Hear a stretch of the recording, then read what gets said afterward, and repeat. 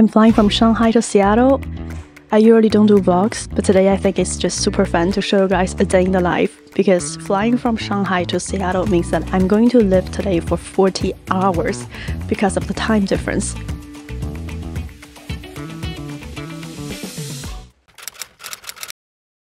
100多块贵吧？我觉得贵。那你能接受多少？20块。20块的艺术馆。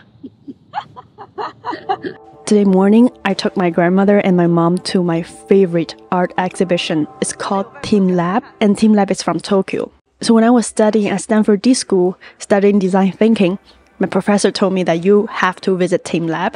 So I visited teamLab exhibition first in the United States. Then I became a UI designer in Tokyo, and then I visited the teamLab exhibition in Tokyo. And now I'm in Shanghai, and I'm still very, very impressed. They do interactive art, which means when you are in the art exhibition, you're part of the art. If you touch the fish on the wall, the fish will run away. If you stand next to the wall, the waterfall will adjust based on where you are at.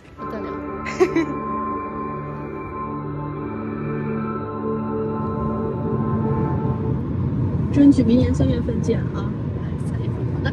你们在广州玩得好好的啊！好的，肯定会。3月份争取一起去一次迪拜。走了，外婆。3月份见啊！走了，走了，走了。阿波走了啊！不许放心，不许放心。肯定没问题的。手机一点拿好。拜拜，拜拜。你回去那个要开始了啊，那个。对，拜拜，拜拜。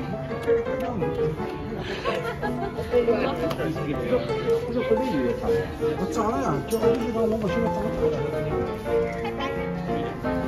哎，这。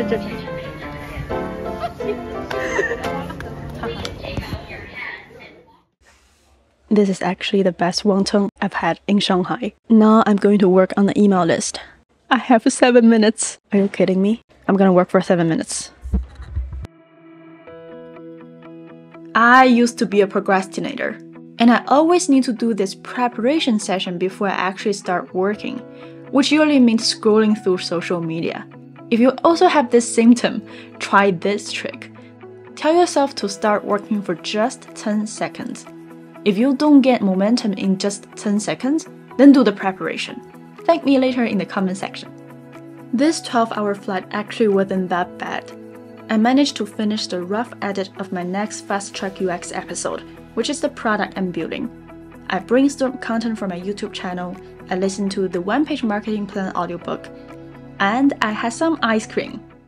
I then passed out. And then I woke up looking like this.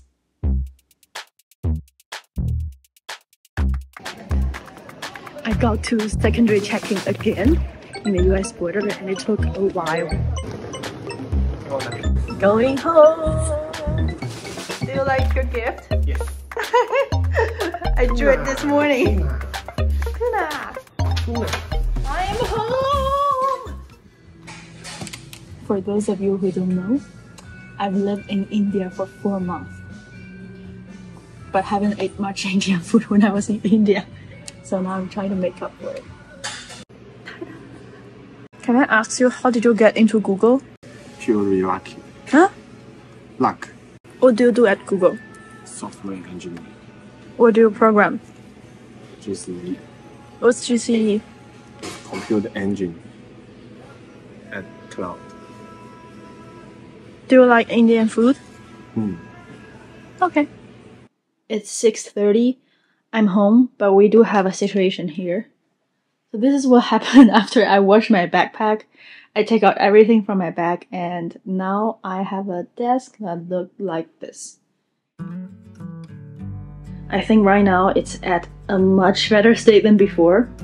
So this is usually how I schedule things. I will tell ChatGPT my schedule, and I will ask it to schedule 2 working sessions, and then to clean up and tidy room sessions. And it will return a list like this, which is usually very helpful, and I will just follow this list as best as I can. Like, to be honest, right now, if I can do half of these, I'm very happy. Hey Siri, set alarm at 19:25. I'm going to manage my course platform first. I was talking about the first product of my company, Aliena Cai LLC, and that is the Fast Track UX course, which is what I'm managing right now. And I've worked full-time on this course for over 6 months. Before I quit my job at eBay, I told my mom I'd take 3 months to test my business idea and I would find another job if it didn't work out. And to my surprise, she advised me to take at least 3 years. Patience is something I'm learning from her. Now I'm gonna reply to emails. Oh, I feel I'm so productive. So far, building a company has taught me a lot, and not just about business, but also about myself. One thing I realized is that I love product development, but I have a fear for selling. So I consulted my friend who is the dedicated business coach for Red Bull. She helped me understand that my fear of selling stemmed from not embracing the identity of a salesperson due to a mismatch between my value and my perception of selling. Growing up, I saw many poor examples of selling. The idea of being perceived as a scammer causes me extreme discomfort and triggers a natural reaction to flee. My coach told me to embrace this sales and marketing identity as I'm doing sales and marketing, and try to make it align with my value. For example, envisioning a positive marketing strategy. Also, she told me to set a goal for the next 2 months. And then she told me to set one small goal every day. My 2-month goal is to establish 2 sustainable sales channels for Fast Track UX. And today, my goal is to write a marketing email in MailChimp.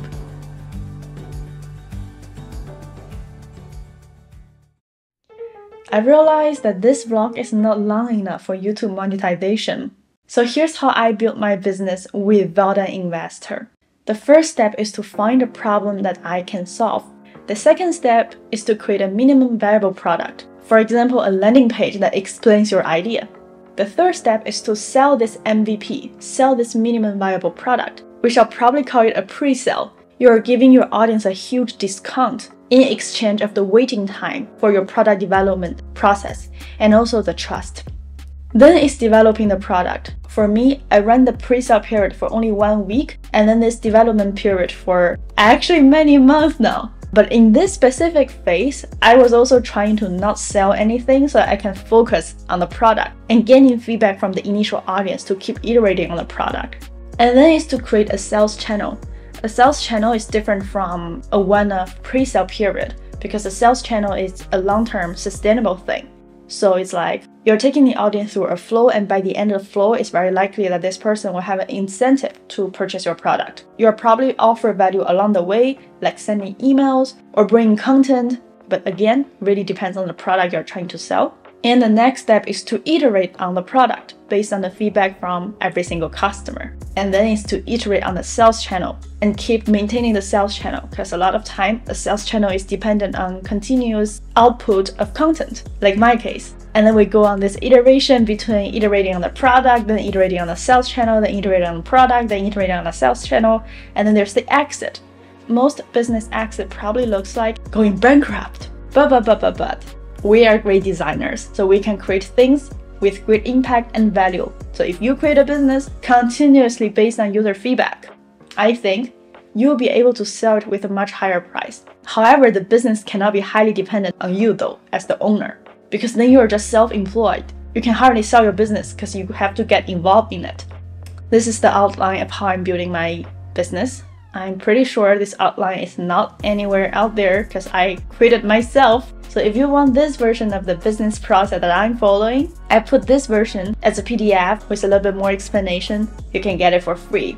And one thing to highlight as someone who really hopes to help more people become the next generation of design leaders is that every single step here, I'm going to add something and ask for user feedback. User feedback is the most valuable thing any business can have. And I think among everything here, the first 3 steps are the hardest, because once you get that money from your MVP, you gain so much momentum because of the money and the audience who already bought your product. So you will continuously push yourself, which is exactly what happened to me. If I have a few hundred people already enrolled in my course, there is no way that I won't wake up every day thinking about how do I produce my next episode in my course. However, finding a problem that I can solve took me so many years. This is also called finding a product market fit. And if you enroll in any MBA program, you definitely will hear this term a lot. Product market fit, product market fit. It means that you need to find a problem that actually exists in the market, which 80% of the company fail. They either identify a problem that doesn't exist at all, or they misidentify the problem. And then you need to identify your strength and see if you actually can create a product that solves that problem. In this part, you need to understand yourself. And then you need to test your hypothesis. Does the problem exist and can I solve it? The way that I tested my product market fit is by keep posting content on YouTube and then see which one get more views. So for me, I realized that my wireframe tutorial video gets so many views and so many good comments. I help people to learn Figma very quickly just by that 8-minute video. And then I realized, wow, there's something here. The problem or the opportunity that I identified is that aspiring product designers need a practical way to learn design so that they can break into tech faster, which help with the ultimate goal of establish themselves as a design leader in the next decade. Another key I want to point out is the pre-selling part before you produce the entire product is very important. If you don't have any business background, but if you want to create a product on your own, especially if you're just like me, obsessed with product creation, making something great, it's very likely that you may not be very good at selling, or you don't like the idea of selling, and then you want to keep creating a product and only sell it or market it when it's perfect. That is a trap to make you broke. Pre-sell the MVP and then produce the final product based on the feedback you gain from actual customers. And yes, this is supposed to be a vlog. This is what I've been up to these days. If you like this vlog, let me know in the comment section and I will create more regarding how I'm building my business. Good night, and I will see you in this video.